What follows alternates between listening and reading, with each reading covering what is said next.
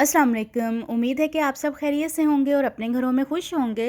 तो आज मैं आपके लिए आलू और चिकन के कबाब की रेसिपी लेके आई हूँ, जो कि बहुत ही मज़े की बनकर तैयार होती है। इसको कैसे क्रिस्पी बनाएंगे, इसमें ऐसी कौन सी चीज़ें ऐड करेंगे जो इसके टेस्ट को इन्हेंस करेंगी, सब कुछ मैं आपको वीडियो में बताऊँगी। तो चलें रेसिपी बनाना स्टार्ट करते हैं। बिस्मिल्लाहिर्रहमानिर्रहीम। तो यहाँ पे मैंने 1 पाव चिकन लिया है, बोनलेस चिकन है, और साथ ही 3 अदद आलू हैं।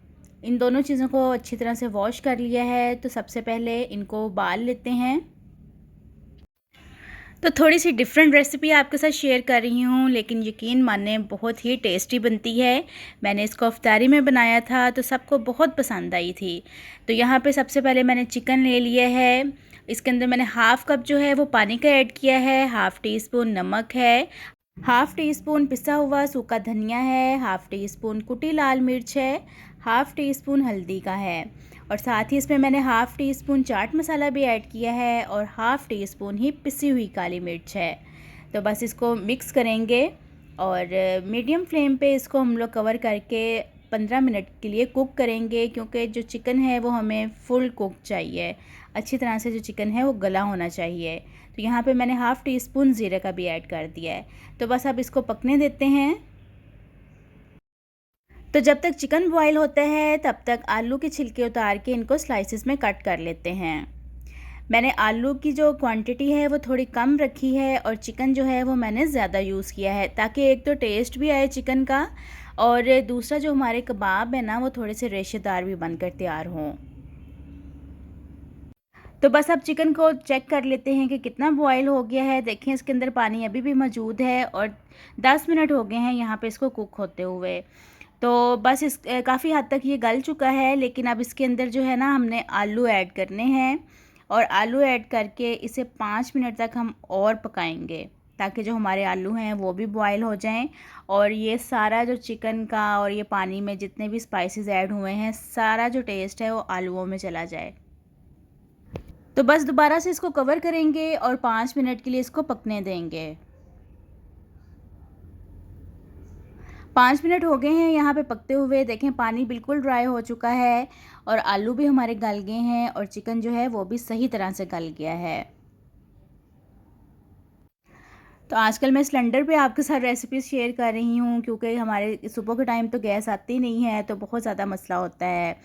आप लोगों के भी शायद एरिया में इसी तरह हो कि गैस की प्रॉब्लम हो। तो बस अब इसके ऊपर मैं थोड़ा-सा धनिया और पुदीना बारीक काट के डाल रही हूँ। पुदीने से जो खुशबू है वो बहुत ही मज़े की आती है। और अब इसको किसी खुले बर्तन में निकाल लेंगे और अच्छी तरह से ठंडा कर लेंगे, और बस फिर इसको मैश कर लेंगे। मैशर की मदद से आप मैश कर लें, या फिर आप चॉपर में डाल के इसको मैश कर लें। कबाब का जो मिक्सचर है वो अच्छी तरह से ठंडा हो गया था, तो फिर मैंने इसको चॉपर में डाल के चॉप कर लिया। तो देखें कितना फ़ाइन ये चॉप हुआ है। आप हाथ से भी इसको मैश कर सकते हैं, या फिर आप चॉपर में डाल के भी चॉप कर लें।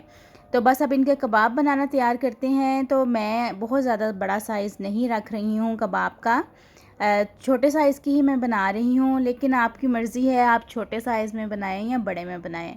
तो एक मैंने आपको बना के दिखा दिया है, बाकी के जो कबाब हैं वो भी तैयार कर लेते हैं। अच्छा, आप इनको बना के 3 से 4 दिन के लिए फ्रीज़ भी कर सकते हैं, क्योंकि इसमें चिकन ऐड है तो फिर कोई मसला नहीं होगा। जो आलू हैं वो पानी नहीं छोड़ेंगे। कबाब हमारे तैयार हो गए हैं, तो चलें अब इनको फ्राई कर लेते हैं। यहाँ पे मैंने ब्रेड क्रम्स ले लिए हैं। इसकी रेसिपी मेरे चैनल पर मौजूद है, आप जाके देख सकते हैं। एक अंडा लिया है, इसको मैंने अच्छी तरह से फेंट लिया है। तो सबसे पहले जो कबाब हैं उन पे अंडे की कोटिंग करेंगे, और उसके बाद ब्रेड क्रम्स की कोटिंग करके इनको फ्राई कर लेंगे। और अगर आपने अभी तक मेरे चैनल को सब्सक्राइब नहीं किया है तो मेरे चैनल को सब्सक्राइब कर दें, और बेल आइकन के बटन को लाजमी प्रेस कीजिएगा, ताकि मेरी हर नई आने वाली वीडियो का नोटिफिकेशन आपको मिल सके। तो बस इसी तरह बाकी के जो कबाब हैं वो भी तैयार करेंगे। तो यहाँ पे मैंने ऑयल को पहले ही से गर्म कर लिया है मीडियम फ्लेम पे। बस इसके अंदर अब कबाब रखेंगे और इनको फ्राई करते जाएंगे। मैं डीप फ्राई नहीं कर रही हूँ, शैलो फ्राई ही इनको करूँगी। टोटल ये 4 से 5 मिनट में फ्राई हो जाएंगे। एक अच्छा सा गोल्डन ब्राउन कलर आने तक इनको फ्राई करेंगे। 2 मिनट हो गए हैं इनको फ्राई होते हुए। तो बस अब इनकी साइड चेंज कर लेते हैं। तो देखें कितना अच्छा इन पे गोल्डन ब्राउन सा कलर आ गया है। और अब दूसरी तरफ से भी इनको गोल्डन ब्राउन कलर आने तक फ्राई कर लेते हैं। तो कबाब हमारे रेडी हैं, फ्राई हो चुके हैं। अब मैं इनको प्लेट में निकाल लेती हूँ और जो बाकी के कबाब हैं उनको भी फ्राई करेंगे सेम इसी तरीके से। तो इस ईद पर आप भी इस रेसिपी को लाज़मी अपने मेन्यू में रखिएगा, इंशाल्लाह सबको बहुत पसंद आएगी। तो चलें आपसे फिर मुलाकात होती है, अपना बहुत सारा ख्याल रखिएगा। अल्लाह हाफ़िज़।